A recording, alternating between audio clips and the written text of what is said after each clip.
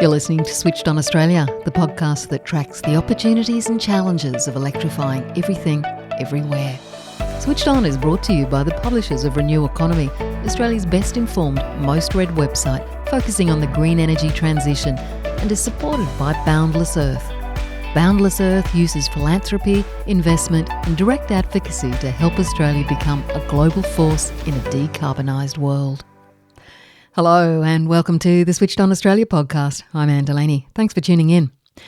2 weeks ago, Environment Minister Murray Watt gave the green light to the controversial Robbins Island wind farm off the northwest coast of Tasmania. It's been years in development and, if built, it could be one of the largest wind farms in Australia. But there's a catch. Robbins Island lies smack bang in the middle of one of the country's most sensitive bird migration corridors. Conservationists argue it's one of the worst possible places to build a wind farm. The Minister has imposed a list of conditions on the project, including a requirement for the developers to conduct a 3-year survey on the endangered orange-bellied parrot and how it uses the island's airspace. That's even before construction can begin. And this week, the Minister also announced plans to legislate new regional planning rules that would establish go and no-go zones for major projects like renewables. It's designed to give faster answers to developers while helping to protect communities and the environment. At this stage, we don't know the details on how those zones will be determined. What we do know is we need some easily available tools that can determine the right and wrong places to build renewables early, before a project gets too far down the track. Tools that clearly identify threats to wildlife and biodiversity. Well, one of those tools is coming. This November, BirdLife Australia will launch an app that will map out where renewable developments like wind farms, solar arrays and transmission lines are likely to have low, medium or high impacts on birds and biodiversity. The tool, called AVISTEP, short for Avian Sensitivity Tool for Energy Planning, that's a mouthful, is already in use in India, Nepal, Thailand, Vietnam, Kenya, Laos, Uzbekistan and Egypt. Funded by Fortescue, the plan is to make AVISTEP freely available in Australia to renewable energy companies, governments and communities so everyone can see where birds will and won't be affected by renewable and transmission infrastructure. And it uses just a simple traffic light system, green for go, red for no, amber for, well, you can probably find somewhere better. And it draws on over 20 million bird sightings in Australia, contributed by citizen scientists, decades of research and expert ecological modelling. Joining me today is Dr. Golo Maurer, an ornithologist and Director of Bird Conservation Strategy at BirdLife Australia, the organisation behind AVISTEP's development. And I started by asking Golo why BirdLife Australia saw AVISTEP as an important tool for Australia's renewable rollout. Rather than being responsive to individual projects that are out there, we wanted to be a bit of a front foot and give everyone, the developers, the general public, a glimpse into what we know, because we've got all these contributions from our citizen scientists that are watching for birds. Give them a bit of a glimpse and put it in a context with the science that we can put around it, to have an idea where are the best areas from a bird point of view and where are the worst areas from a bird point of view to put renewable energy infrastructure. And that's not just the windmills that everyone thinks about, but that's solar arrays, and that's also transmission lines and distribution lines, which each have their slightly different risks to birds. So, distribution lines can be a big problem in terms of electrocution, and electrocution brings with it often sparks that can start fires, etc. So there's a lot of complexity in this rollout. If we do this renewables rollout, which we have to, if we want to have any chance to keep the climate in an envelope that's inhabitable, keep this planet inhabitable to us and the birds. Yes. There's a lot of infrastructure that's going into the landscape, and we need to make sure that it goes in the places where it does the least harm to birds and biodiversity. So tell me what this new tool will do. How will it work? So this new tool, AVISTEP, is the avian sensitivity tool for energy planning. It's a tool that uses a 5 by 5 kilometer grid across Australia, and it's lighting up each of the squares in this grid in a traffic light color, which goes from green, where we have very few concerns for bird species, and then there's a light yellow, a dark orange, and a red, where we have the biggest concerns for bird species. This is done not only for turbines, it's done for transmission lines, it's done for distribution lines, and it's done for solar, and not only on land, but also at sea. So it's free to the public. People can go online, zoom into their region, or to the region where they're concerned, where they know there's a infrastructure going in, and have a look. They can click on that little square. You'll get the information that tells you what particular birds are of concern. But we also have layers in there around protected areas. So it will tell you what protected areas are in there. And we've taken some vegetation layers in as well, because more degraded habitat obviously has less concerns attached to it than pristine habitat or remnant habitat that we know is otherwise scarce already. So, what research and information and studies is the tool based on? Is this app going to be based on? And how did you actually develop the tool? Yeah, so it's been a project that's been going for 2.5 years, and we've been very privileged to have funding from Fortescue to help us develop this and work with our BirdLife international partners. So if you want to get a bit of a taste what the AVISTEP tool looks like, you can already go there and you can have a look at Kenya, Egypt, dream of holidays, but you can also have a look there how the tool works in principle. And once you've seen it, you sort of say, well, we really need to have a tool like this. We've been very privileged at BirdLife Australia to have long-term data sets over 10, 20, 30 years for many, many areas in Australia. So we've got these data that help us to do two things. We can develop a distribution map for every Australian bird species, but we also have individual observations that tell us, yes, that's where that species occurs. We have been able to work with our BirdLife International partners to create layers in the online tool. It's a bit like a cake. They stack on top of each other, and the sum of the layers then results in the traffic light value that gets displayed. But we didn't just use the bird species. We then also looked into their general maneuverability. So that's something that you can kind of get to the bottom of by saying, well, how heavy is a bird and how long are its wings? So, put it simple, a chicken doesn't fly quite as well as a swallow, right? Even I know that. Because it's got these short wings and a heavy body weight. So not being able to fly that well means you can't evade turbines or transmission lines as easily. The other thing that comes in there, though, is the field of vision that birds have. So, famously, kestrels or eagles have a really, really great eyesight. Now, the catch with that, however, is if you use this eyesight to just look down on the ground because you're looking for a mouse or whatever food item you're looking for, you're not looking ahead. So you might be bumping into infrastructure a lot more easily. So being able to combine the knowledge of the biology, the foraging behavior, the knowledge of the anatomy of the birds, how they're built for flight, the knowledge of the distribution, and then we know how scarce or common birds are, and we can put that in as well as a factor. And then the knowledge of the life histories. So any wind farm, any structure, even the best constructed and most well-placed structure will at times kill a few birds. And, so do houses, so do other infrastructures. The question that then becomes interesting is how much of an impact on the population of a species does that have? And that can be very different. There are some species that are reproducing very, very quickly, that can produce 2 or 3 clutches a year and put out 10 young every year. Then there are others, let's say the bowerbirds, for instance. The males won't even start breeding until they're 5 or 6 years old. And then it takes a long time to replace any birds that are being killed. So that kind of life history information, as we call it, goes into there as well to come up with a an index of how sensitive a bird species as a whole would be to the effects of a bird strike with any of those renewable energy infrastructures.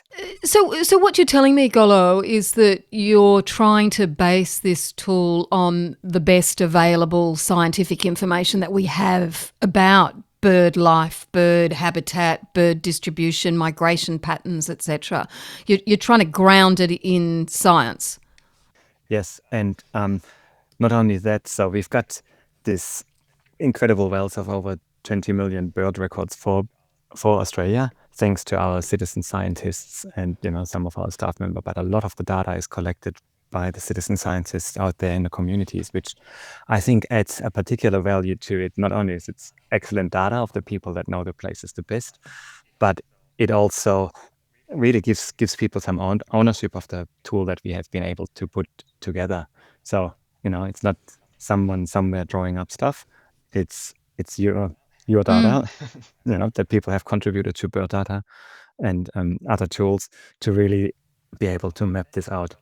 On top of that, if you think someone who likes birds is already a nerd, we can do one better at BirdLife Australia. We have special interest groups and experts that are particularly specialized on knowing about shorebirds or knowing about seabirds, etc. So we've gone with some of the more critically endangered species, or the species that we worry about most. We've gone to those experts and said, look, this is what the data are telling us. Does that chime with you all right?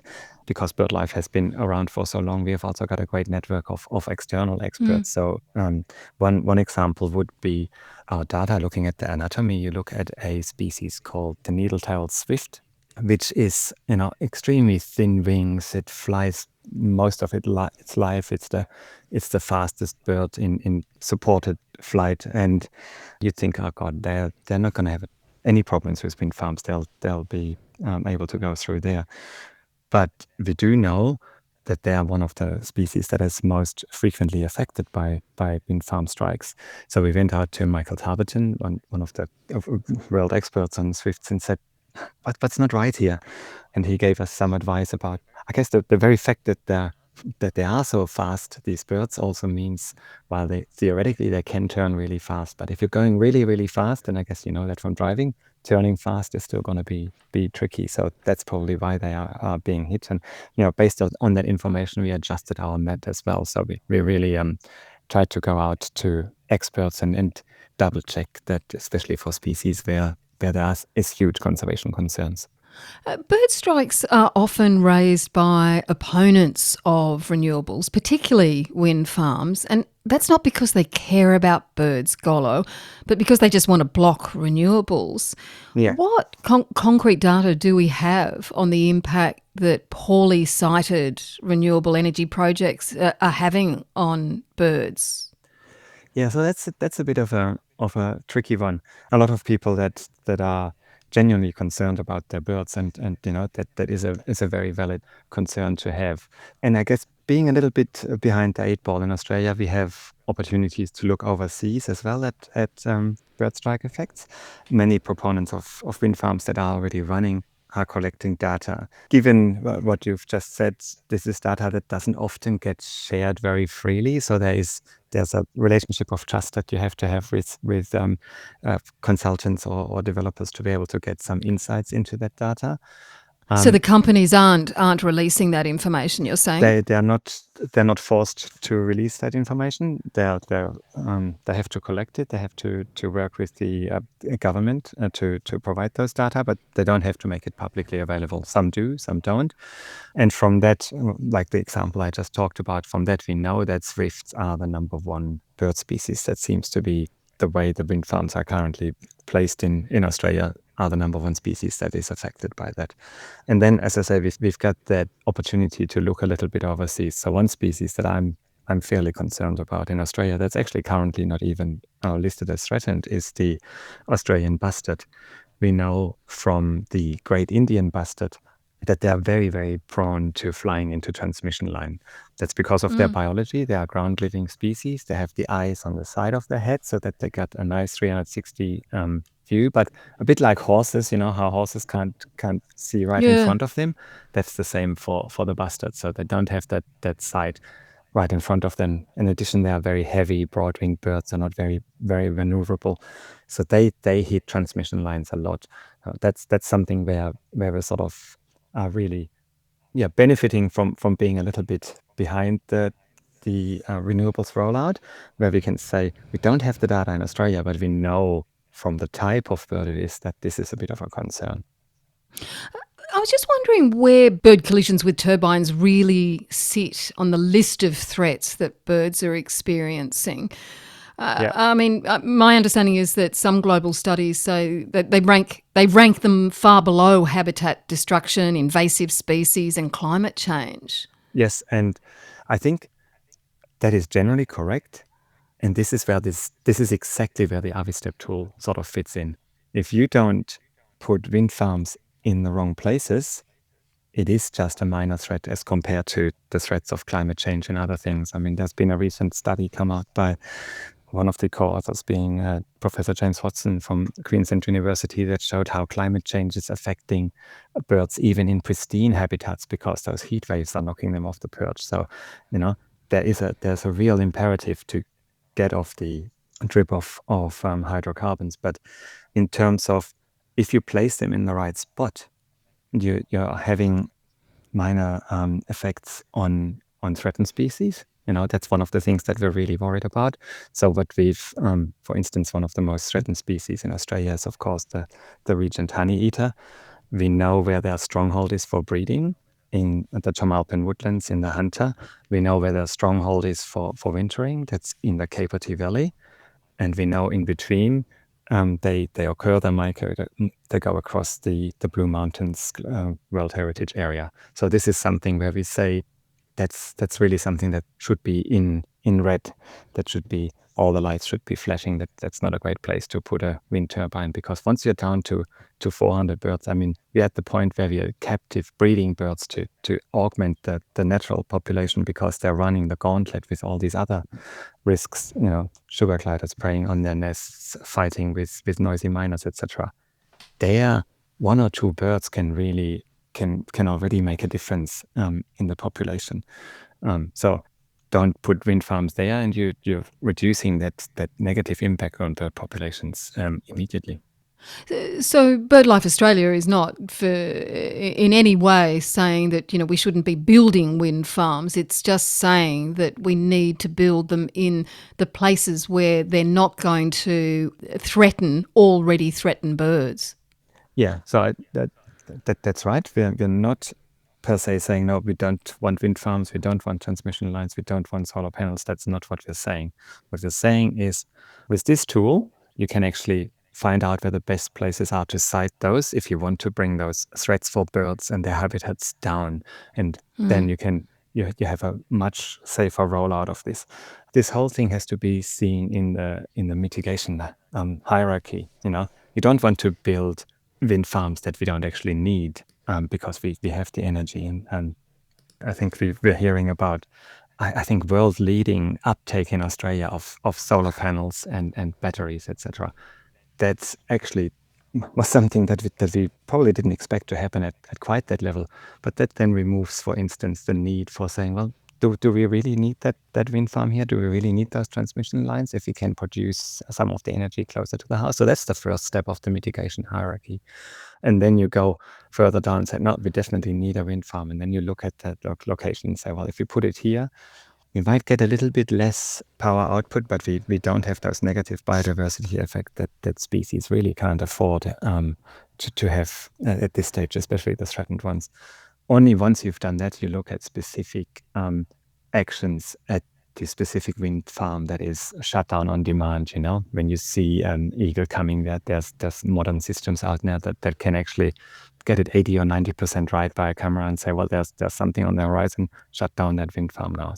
Are there particular regions in Australia that are most at risk for birds from large-scale renewables? Yeah, there are particular regions where you get, high levels of species that are threatened or endemic, where you really would not want to put a wind farm. I mean, a great example is we've got one of the most amazing global spectacles in the world in Broome, where there's tens of thousands of migratory shorebirds wheeling across the skies and so on. You really don't want to put a wind farm there. That's an obvious example. This is probably a bit of a quirk of how Australia was developed and agriculture was rolled out. We've got a lot of sensitive habitat, rare remnants of forest, etc., and woodlands on mountain ridges. So that's also a very attractive location usually for wind farms. So there's a bit of care needed, and especially where those mountain ridges are going along the Great Dividing Range. So which is a bit of a highway for bird migration. So the effects on the white-throated needletail that I've mentioned earlier, they love those sort of bluffs where the wind blows up the insects. Think of whale shark, but in the sky. So there's all this aerial plankton that they can hover up. So those sorts of locations are also great. They give you the maximum wind, but they will really become a bit of a trap for these kinds of birds. So I think there's a point where we are blessed in Australia having a lot of country to choose from where wind farms could be going, and we could be saying, well, do we really need to have this particular mountaintop, or could we go somewhere else where maybe the wind speeds aren't 10 meters per second, but they are only 8 meters per second, but in return we probably get more reliable wind because we don't have to shut down on demand when there's a flock of these birds arriving. We can actually keep the turbine going at 8 meters per second for the wind for the whole time. Can you share an example of where poor planning by the renewable industry has led to unintended harm to bird populations? Well, I'll be generous. I think no renewable energy planner goes into intentionally wanting to cause harm. I think that's really where we have a lot in common, even if it's just for their own best interests in terms of having that community buy-in. Because let's face it, I mean, dead birds aren't a good look, but Yeah. No, but I suppose the point is, are there examples of where wind farms, renewable developments, transmission lines have been put that have caused great harm to the birds? Yeah, so we're probably still at the beginning of the rollout. So a lot of the places and locations where wind farms have been put have been relatively minor in sort of their impacts, but there are wind farms currently in the pipeline or being approved that really give me the heebie-jeebies in terms of where they're being put, because you can see from our data and from other data where those migrations routes are being cut in half by the wind farms and intersected. So there's been obviously recently the decision to The Robbins Island wind farm. You could really hardly imagine a worse place to put a wind farm from a bird point of view, put it mildly. Really? Yeah. Right. And even with the conditions that the minister has put to try and protect the migratory species like the orange-bellied parrot, you're not convinced that will help? Well, I'm going back to the mitigation hierarchy. The single best, most efficient thing for biodiversity, as well as for the economic case, is to put it in a place where it doesn't have those harms, where you can run those wind farms continuously. That's the best condition. I don't pretend that I haven't read all the 70 odd conditions yet, so I probably won't be drawn on specifically whether that will do it all, but I think there is just the amount of concerns that are with that. And if you know one thing around the conditions, then also need to be measured and enforced. And what we are struggling with at the moment, and this is, despite the beautiful, rich data we've got from citizen scientists, from a lot of fantastic research that Australian researchers have done, there are still, this is the interesting thing working with BirdLife International. Our colleagues are based in Europe. They're asking you these really simple questions that 200 years of bird research in Europe have solved, but we're still coming up to things that we just simply have to say, well, we don't really know whether the swift parrots fly across at day or at night. We haven't tracked them. Do they I do they see. go across at the whole width of Tasmania, or do they go along the island? We know they go along the island because we've got observations, but we don't have anyone standing in the middle of Bass Strait and looking where those birds are going. So there's in this knowledge vacuum environment, it's probably very hard to set all the conditions entirely right and then to be able to say, yes, they're definitely going to work. And now, and to the credit of the Federal Environment Department, they actually have listened to us and others and have taken some money in their hands to start the renewable energy research initiative to look at data that getting the data that can help them make those decisions. One great example is really where most of the offshore wind farms have been done in the Northern Hemisphere, in the Atlantic. There are no albatrosses. The Atlantic is too small an ocean to have albatrosses. We've got lots of albatrosses. We have no comparative data, not like we have with the bustards or the cranes or whatever from overseas, where we can say, well, this is how a wind farm interacts with these majestic birds that have 3-4 meter wingspans and have evolved in a habitat where there's never been any obstacle. The only thing that gets in the way is a 40-meter wave. So that there's really a lot that we still need to get to the bottom of before we can answer those questions. And some of that will be very, very closely monitoring the first projects that are going out there, making the data available to research or to the public to scrutinize and to learn from very, very quickly. Do you think that the Robbins Island project would have scored green, amber, or red on your upcoming app? To quote the French president, I don't think I know.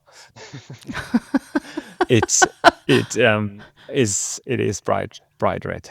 It's bright red. There's no question about it from the wind turbine point of view. So this is another problem with our current environmental laws because we're looking at things in isolation. So to make this wind farm sensible and bring the economic benefits that everyone's hoping for and the carbon benefits, you then need to connect it to the mainland. That means you need to build massive transmission lines to what is currently one of the most beautiful untouched sort of regions in Tasmania. You need to get transmission lines across deep valleys where you need to really dig very deep into limestone. All those sorts of consequences that come with it aren't being considered when the approval is given for a wind farm. But the overall impact of the whole energy project might be a lot bigger than that. So this is why AVISTEP covers off on these things as well, on these transmission lines, so that you can actually see, well, even if a wind farm is in a nice green spot, if to actually access that power, you need to traverse areas that are highly sensitive. It might not be the right spot to do it. There was significant community and political debate about Robbins Island, but if we had the AVISTEP tool already here in Australia, do you think it would have changed the conversation about that particular wind farm? Given that you're saying that it would be a bright red traffic light? I'm hoping it would have. I mean, this is the premise of AVISTEP, having information out there for everyone to see. And this project has been running for 10 years already, at the Robbins Island to get there. So in some ways we're 10 years too late. The easiest time to solve a problem is really at the very beginning, before it has grown into an issue that has that sort of investment. So what I'm hoping to see going forward in the future is that potential wind farm developers will look at a tool like this. They will look at what it might do in terms of the community response, because the community can see what's behind it. Then making choices towards places where they can be certain there's less resistance, because the data clearly shows this is the better place. So being able to make the right choices and frankly get on with the job. I mean, no one who develops something like that wants to wait for decades or more to actually get the projects online, because your competition isn't asleep. If they build 3 wind farms in the time you're still waiting for your one wind farm to go through, your business case might have collapsed. So yes, I hope it will be that, and it's not just a hope. It's certainly something that we as BirdLife are working through our volunteers. We will be encouraging to use this tool in their submissions, in their discussions. Bird watchers are usually those people at the barbecue that will be asked questions about things like that. So for our volunteers, members and supporters to be able to say, well, this is it. I've contributed to this. I believe this data. I think this is a strong case for or against, will be really, really helpful. And given that it will provide data before these developments get very far down the track, I'm presuming it will help prevent the kind of legal and public pushback we've seen against some renewable projects in sensitive areas, because they just won't develop. They won't be developed projects. They won't go very far down the track. Yeah, so that's certainly the hope and the goal for this one as well. And there's always going to be a segment of the population that is impervious to the science and the data that's out there. But it's about getting the majority of people convinced that we have thought about this a lot. we have put a lot of hard work into it. And the way we're going about it is really to bring everyone along. So this is why, apart from the fantastic financial support we got from Fortescue, it was very important for us to have to not just have this a tool by a bird charity. Of course, what are they going to say? It was very important for us to have industry on board with it as well. And for our rollout, we are working with ecological consultants, and that can see the opportunity of saying, well, if I'm going to my client and say, look, this is the map. I know you want to put it here, but this one is only yellow. You're going to have a much easier run. Which one are you going to choose?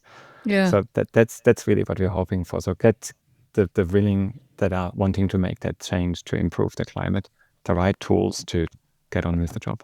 How receptive has the renewable energy been so far? The companies that you've spoken to.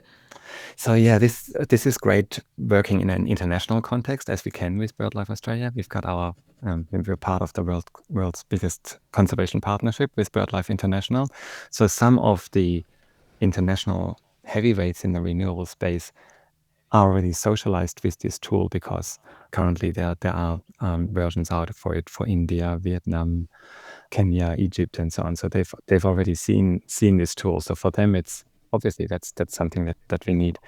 Our launch workshop ahead of the Australasian Ornithological Conference in November is fully booked out. So, and that workshop is really specifically targeting industry, regulators, and consultancies. So from that, I feel, yes, there's a lot of interest. People are very receptive, and we're certainly going to lean into that. And thank you for having me on this podcast. That this is part of really popularizing this tool and making sure that it's being used. You can build the most beautiful thing if no one knows about it. Yes. You might have as well not have put in that effort. Well, Golo, thank you, and best of luck with the launch. And just before I let you go, tell me, what's your favourite Australian bird? Oh, look, I probably can't go past the species that I've done my PhD on, the pheasant cuckoo, which is a really an odd one. It's a cuckoo, but unlike many of the cuckoos we know that are parasitizing other birds, it's the male, and pretty much the male alone, that looks after the young. And it's just a quirky bird, but a lot of people have a really strong connection with it, because it looks a bit like just sort of Archaeopteryx, and after rain it will sit on the side of the road. And yeah, anyhow. I think they're beautiful. I think they're gorgeous birds. Yeah. Yeah. Not a wind farm issue with those ones. They they fly too badly to even get that high. Golo Maurer, thank you so much for joining the Switched On podcast today. And thank you, Anne.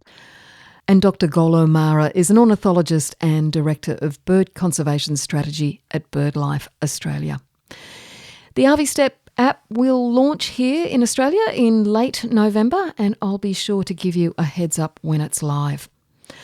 Thanks for joining me today. Don't forget to like, share, comment or email me at switchedonatereneweconomy.com.au if you have an idea or a story for us. I'm Anne Delaney. See you next time.